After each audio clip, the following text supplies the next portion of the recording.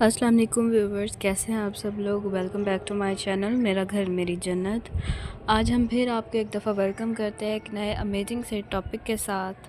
आज का हमारा टॉपिक है कि हम एक हाउसवाइफ, एक मदर की मेंटल पीस को किस तरह से सिक्योर कर सकते हैं। उसके लिए हम कुछ टिप्स आपके साथ शेयर करेंगे। फ़र्स्ट ऑफ़ ऑल, माँ घर की वो हस्ती है जो सबको सहारा देती है, मगर अक्सर खुद सहारे के बगैर ही रह जाती है। वो सुबह जब आँख खोलती है तो बच्चों को स्कूल भेजती है, शौहर को दफ्तर भेजती है, खाने, सफाई, मेहमान, रिश्ते, सब कुछ उसके जहन में होता है। लेकिन उस सब के बीच एक चीज़ आहिस्ता आहिस्ता खोई चली जाती है, और वो है माँ का अपना ज़हनी सुकून। इस्लाम एक ऐसा दीन है जो औरत को ख़ास तौर पर माँ के दिल और जहन के सुकून को बहुत अहमियत देता है। ज़हनी सुकून अल्लाह की नेमत है। अल्लाह ताला कुरान मजीद में फ़रमाते हैं कि ख़बरदार, अल्लाह के ज़िक्र से ही दिलों को सुकून मिलता है। यह आयत हर माँ के लिए पैगाम है कि दिल का सुकून बाज़ार, लोगों की तारीफ़ या घर की मुकम्मल तरतीब में नहीं, बल्कि अल्लाह के साथ जुड़ने में है। एक घरेलू औरत अगर दिन में चंद लम्हे भी अल्लाह को याद कर ले तो उसका बोझ हल्का हो जाता है। माँ का काम इबादत है। अक्सर माँ ये सोचकर थक जाती हैं कि मैं तो कुछ भी नहीं करती, बस घर के काम करती हूँ मैं तो। हालांकि नबी करीम सल्लल्लाहु अलैहि वसल्लम ने फरमाया, तुम में से हर एक निगहबान है और हर एक से उसकी ज़िम्मेदारी के बारे में पूछा जाएगा। माँ का बच्चों की तरतीब करना, शौहर का ख्याल रखना, घर संभालना सादा काम नहीं बल्कि इबादत है। जब नियत अल्लाह के लिए हो तो बर्तन धोना भी इबादत बन जाता है, और यही एहसास ज़हनी सुकून की बुनियाद बनता है। हर वक्त कामिल बनने की ज़िद छोड़ दें। इस्लाम में हमें तवाज़ुन सिखाया गया है, ना कि खुद से ज़्यादा बोझ। अल्लाह ताला फरमाते हैं कि अल्लाह किसी की जान पर उसकी ताकत से ज़्यादा बोझ नहीं डालते। माँ अगर बीमार है, थकी हुई है या दिल बोझल है तो उसे ये हक़ है कि वो भी आराम करे। हर वक्त मुस्कुराते रहना, सबके काम पूरे करना और ख़ुद को नज़रअंदाज करना इस्लाम का तकाज़ा नहीं। नमाज माँ का रूहानी रिलीफ़। नबी करीम सल्लल्लाहु अलैहि वसल्लम जब किसी परेशानी में होते तो फरमाते, ऐ बिलाल, नमाज के ज़रिए हमें सुकून दो। नमाज सिर्फ़ फ़र्ज़ अदा करना नहीं बल्कि दिल खाली करने का ज़रिया है। एक माँ अगर सजदे में चंद आंसू बहा ले तो वो दिल का जहर निकल जाता है जो दिन भर जमा होता है। शुक्रगुज़ारी ज़हनी सुकून बढ़ाती है। अल्लाह ताला फरमाते हैं, अगर तुम शुक्र करोगे तो मैं तुम्हें और दूँगा। माँ अगर रोज़ रात को ये सोच ले, मेरे बच्चे सेहतमंद हैं, मेरा घर है, मेरे पास खाना है, तो दिल का बोझ कम हो जाता है। शुक्र का मतलब ये नहीं कि तकलीफ़ नहीं, बल्कि ये मानना है कि अल्लाह की नेमतें तकलीफ़ से ज़्यादा हैं। माँ का अपने लिए वक्त लेना खुदगर्जी नहीं, इस्लाम में नफ्स का भी हक़ है। नबी करीम सल्लल्लाहु अलैहि वसल्लम फरमाते हैं कि तुम्हारे जिस्म का भी तुम पर हक़ है। माँ अगर खामोशी में चाय पी ले, कुरान का एक सफ़ा पढ़ ले, थोड़ी देर लेट जाए तो ये गुनाह नहीं बल्कि सुन्नत के मुताबिक तवाज़ुन है। बच्चों और शौहर को सब कुछ दिल में ना रखें। खामोशी अक्सर माँ को अंदर से तोड़ देती है। इस्लाम हमें मशवरा देता है और उनके मामलात आपस में मशवरे से होते हैं।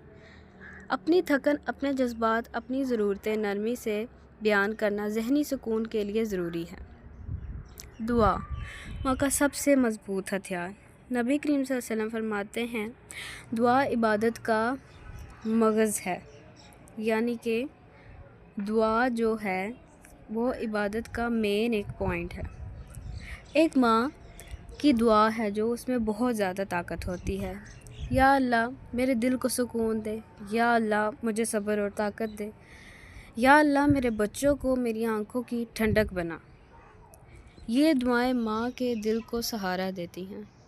ज़ाहिर सी बात है, पूरी दुनिया में आपके चाहे जितने भी रिश्ते हों, चाहे जिससे भी आप दुआ करवा लें या किसी को भी दुआ का कह लें, तो शायद किसी की दुआ में वो असर आपको नहीं मिलेगा जो एक माँ की दुआ में बिन मांगे मिल जाता है। माँ को दुआ का कहने का भी जो है आपको ज़रूरत नहीं पड़ती।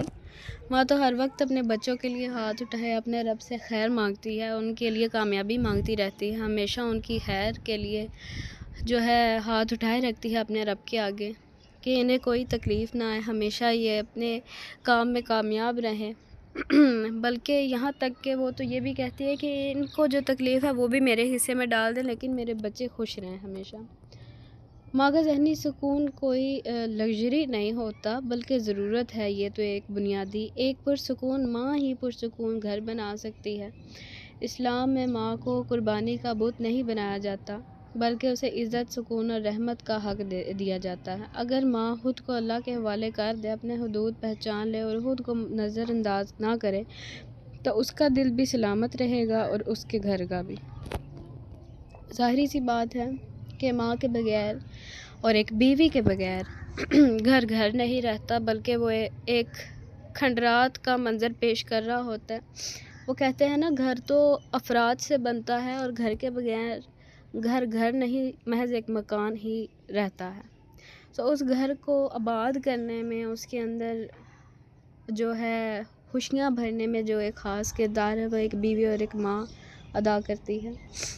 تو جب وہ اتنا سب کچھ اپنے سر پر لیتی ہے تو کچھ اس کے سکون کے لیے بھی ہمیں کرنا چاہیے، خاص کر کے بچوں کو۔ اور یہ ہے کہ جب ماں سارے دن میں اتنا کچھ کرتی ہے اور ایک بیوی جب سارے دن میں اتنا کچھ کرتی ہے تو وہ یہ ڈیزرو کرتی ہے کہ اس کو بھی مینٹل پیس ملے، یا پھر وہ خود بھی اپنے لیے مینٹل پیس کا باعث بنے۔